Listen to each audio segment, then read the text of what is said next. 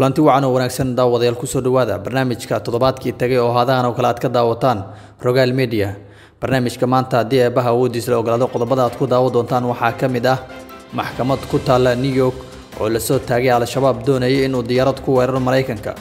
dawladda federaalka ee Soomaaliya oo ku dhawaaqday inay xiriirkii diblomaasiyadeed u jartay dawladda Kenya.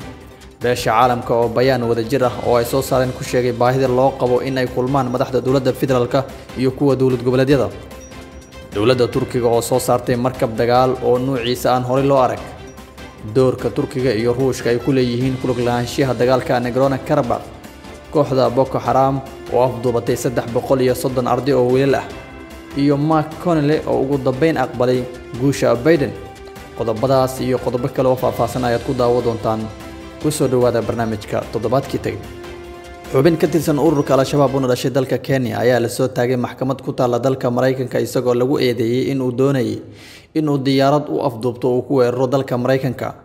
Jolo Abdi Abdullahi oo 30 sano jir ah ayaa tababar sida loo duuliyo diyaaradaha ku qaatay dalka Philippines si uu qaab la mid ah qaabkii loo duqeeyay daaraha mataanaha ah 11 September oo ugu qaado dalka Mareykanka. hase yeeshee Jolo Abdi ayaa dafiray dhammaan dambiyada lagu soo oogay isagoo la soo taagay maxkamad ku taala magaalada New York waxaana la amray in baaritaan dheeraad ah lagu sameeyo. Jolo Abdullahi ayaa lagu qabtay dalka Philippines sanadkii 2019 waxaana uu haystay waxyaalaha qarxa qori iyo bam gacmeed sida laga baahiyay CNN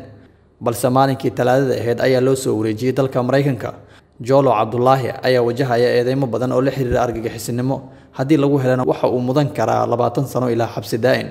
xiriirlayaha maxkamadda ayaa sheegay in Jolo Abdullahi uu amarada ka qaadan jiray taliyaha ka tirsan al-shabaab kaas oo mas'uul ka ahaa weerarkii lagu qaaday hotel ku yaala dalka Kenya sanadkii 2019.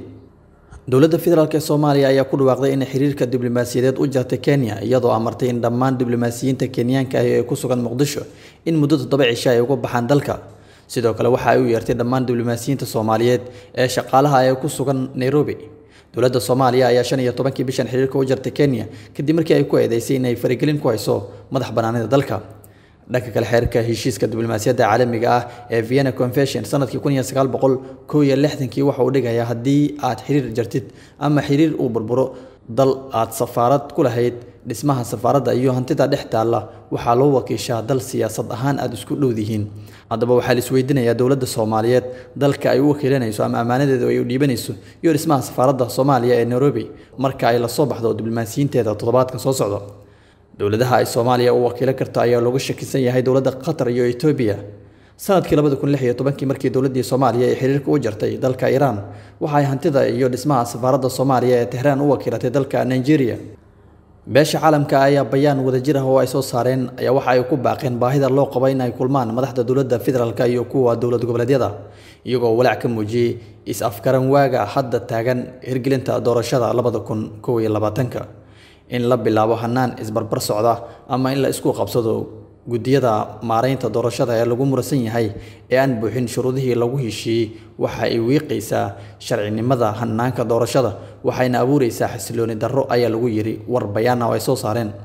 waxa ay ku baaqeen in is-afgaran waagan taagan lagu xalliyo qaab ixtiraam iyo heshiiska siyaasadeed ee la gaaray 17 bishii September iyo hab mas'uuliyadda hirgelinta ee ay wada saxiixdeen madaxda dawladda federaalka iyo kuwa dawlad goboleedyada. waxaan mar kale ku celinaynaa baaqi aan u jeedinay madaxda dawladda federaalka iyo dawlad goboleedyada in ay si degdeg ah dib ugu kulmaan ayna la xiriiraan saamileyda kale si loo xalliyo tabashooyinka ku saabsan maareynta geedi socodka doorashooyinka iyadoo lagu xalinayo is-afgarad wadar ogol ku dhisan si ay u dhacdo doorasho waqtigeeda ku dhacda daahfurnaan oo kalsooni lagu qabo oo ay wada aqbalaan dadka Soomaaliyeed iyo dhammaan daneeyayaasha muhiimka ah. dawladda Turkiga ayaa markii ugu horeysay daaha ka qaadaysa nooc cusub oo gaadiidka gaashaaman oo badda ah kaasi oo isaga iswada markabkan loo yaqaan Sida wuxuu yeelan doonaa garaad maskaxeed macmal ah. markabkan waxaa farsameeyay laba shirkadood oo Turki ah oo lagu kala magacaabo Areza Shepherd iyo Matekesan bisha soo socota ay howlgali doonaan sida uu qorshuhu yahay khubarada gacanta ku haya farsamada markabkan cusub ayaa sheegay in bisha Mars la tijaabi doono gantaalada ku rakiban markabkan isaga iswada sida uu sheegay maamulaha shirkadda Areza Shepherd Master Utuko Alanka markabkan ayaa la filayaa inuu door weyn ka ciyaari doono difaaca dhanka xeebaha badda Mediterranean-ka ee Turkiga isku hayaan dalka Greek iyo Faransiiska markabka sida waxa uu dhererkiisu yahay 400 kilomitir isagoo saacadii jaraya masaafo dhan 65 kilomitir waxaana ku xiran qalab isgaarsiin oo awood u siinaya in uu si isku mid ah u howlgalo habeen iyo maalinba markabkan waxaa lagu farsameeyay qaab casri ah waxaana laga maamulayaa saldhig dhulka ku yaala waa gaadiid guurguuro oo biyaha sabeeya sida maraakiibta waaweyn ee xambaara diyaaradaha markabka sida waxa uu kaalin mug leh ka qaadan doonaa howlgallada badda kuwa kooxaha burcadda ka dhanka ah galbinta gaadiidka badda difaaca iyo ilaalinta xarumaha istiraatiijiga ah sirdoonka iyo arrimo kale sida waxa uu leeyahay qalab elektaroonig ah oo dagaalka loo adeegsan karo sidoo kale waxa uu leeyahay qalab uu ku damin karo isgaarsiinta GPS taasi oo sheegta meesha uu qofka joogo Edel Toron oo ah madaxweyne ku-xigeenka shirkadda qalabka difaaca soo saarta ee Kiteskan ayaa yiri markabkan waxa ku rakiban gantaalada gudaha Turkiga lagu sameeyay ee lagu hagayo qalabka casriga ah ee laserka 8 kilomitir ayuu bartilmaameed ahaan u beegsan karaa haddaba ahmiyaddu uu leeyahay markabkan sida ayaa waxa kamid ah markabkan isaga iswada waxa lagu talagalay in Turkiga uu ku ilaaliyo doonihiisa badda ee Mediterranean-ka oo xilligan Ankara ahmiyad weyn siinayso maamula Alanka ayaa sida ku sifeeyay hub aan caadi ahayn oo maraakiibta kale ka wanaagsan mana jirto tusaale isaga oo kale ah maanta dunida yaala waa awood military oo la adeegsan karo khilaafaadka dhanka badda isagoo si la mid ah diyaaradaha aan duuliyaha lahayn ee dhawaan Turkigu soo saaray ee UF loo yaqaano uu kaga dagaalgali karo gudaha Suuriya kooxda mintidiidka ah ee Boko Haram ayaa talaadii sheegtay mas'uuliyadda afduub gobolka Katsina ee waqooyiga Nigeria loogu geystay boqolaal wiilal ah oo dhalinyaro ah oo dhiganaya dugsi sare iyadoo ay xusid mudan tahay in kooxdan Boko aan looga baran afduubka wiilasha in ka badan 330 arday oo wiilal ah oo dhiganaya dugsiga sare ee sayniska ee ay dawladda maamusho ayaa waxa ay habeenkii Jimcaha soo weeraray maleeshiyaad hubeysan inkastoo qaar badani ay baxsadeen afayeen u hadlay madaxtooyada Nigeria oo lagu magacaabo Garaba Shehu ayaa sheegay in dawladda iyo kooxda wax afduubatay ay wada xajoonayaan sii deynta wiilashan weerarka afduubka ardadan oo lagu tilmaamay mid kamid ah kuwii ugu ballaarnaa ee ka dhaca Nigeria ayaa abuuray walaac laga qabo awoodda ay wali leeyihiin kooxaha mintidiinta ah ee Nigeria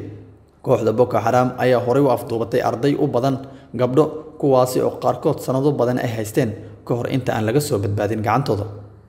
hogaamiyaha aqlabiyadda golaha sanadka ee Mareykanka Mitch McConnell oo ah siyaasiga labaad ee ugu awoodda badan xisbiga jamhuuriga marka laga yimaado madaxweyne Trump ayaa ugu dambeyntii u hambaliyay madaxweynaha la doortay ee Mareykanka Joe Biden khudbad uu ka jeediyay xarunta sanadka ayuu hogaamiyahan xisbiga jamhuuriga ku soo gabagabeeyay aamusnaantiisii muddada halka bil uu ka cagajiidayay qirista guusha madaxweynaha la doortay ee soo socda ee xisbiga dimuqraadiga Master Joe Biden arrintan ayaa timid maalin un kadib markii ay ergada leh codka ugu dambeeya ee doorashada madaxweynaha ee loo yaqaano Electoral College ay ansixiyeen guusha doorashada ay shacabka Mareykanka ku doorteen Joe Biden waxa uu sidoo kale u hambaliyay madaxweyne ku-xigeenka la doortay ee Kamala Harris oo uu sheegay in doorashadeedu ay hadda ku faani karaan dhammaan shacabka Mareykanka maadaama ay noqotay buu yiri haweeneydii ugu horeysay ee madaxweyne ku-xigeen ka noqota dalkani si kastaba madaxweyne Trump ayaanan wali aqbalin guul darada doorashadii madaxtinimada ee Mareykanka ka dhacday 3 bishii November ee sanadkan aynu ku jirno waxaana lagu wadaa inuu xilka wareejiyo 20 bisha soo socota ee Janaayo guud ahaan waxa intaas inooga eeg barnaamijkii toddobaadkii tagay oo aad ku daawateen qodobo xiiso badan Rogaal Media aad ka daawanayseen tan intii aynu kulmi doono Jimcaha xiga sidaas iyo nabadgelyo